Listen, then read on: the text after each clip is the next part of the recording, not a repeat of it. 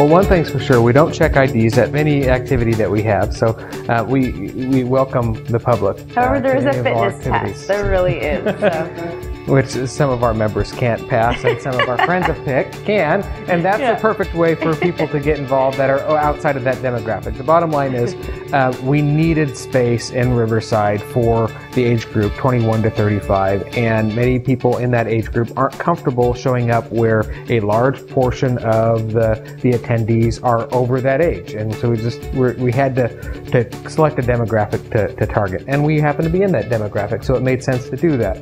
But it does not mean that the PIC group members or the PIC group as an organization doesn't value the participation, the partnership, the influence, the advice, the wisdom of those that have gone before us that are outside of that age demographic, that are older than us. And so somebody that wants to partner with us, believes in our mission, believes in our vision, wants to encourage young professionals to pass the baton can do so by becoming a friend of PIC. And a friend of PIC is someone in the community that happens to be outside our age demographic that makes a monetary contribution to the organization, and also helps support the organization by showing up at events, encouraging members, et cetera, et cetera. So any way that they make sense for them to do so. Yeah, and that contribution really just helps to build our capacity. It's truly about, it's not about a fundraising venture necessarily. It's really about building that cloud of support so that we are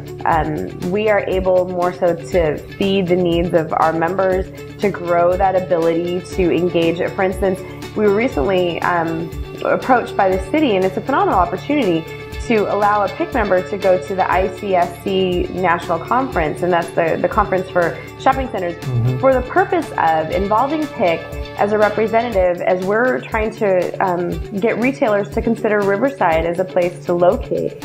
We've talked with developers here in the city and in our development department about what kinds of restaurants we want here and what kinds of social scene that young professionals would engage in. And so to be able to send a PIC member to a conference like that, I mean, that's a perfect example of why Friends of PIC can help us engage not only in the civic involvement opportunities in the city, but also in building for the future of our city.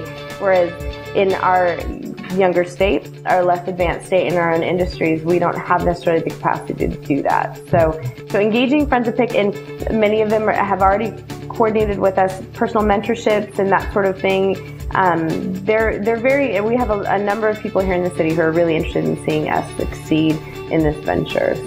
And even for people that, whether they're friends of PIC or not, there's opportunities to support what we're doing through sponsorship. You can sponsor the website, you can sponsor a specific initiative. For example, we've had a very generous donation by a family in town that sponsored the first 5 years of the board development training program.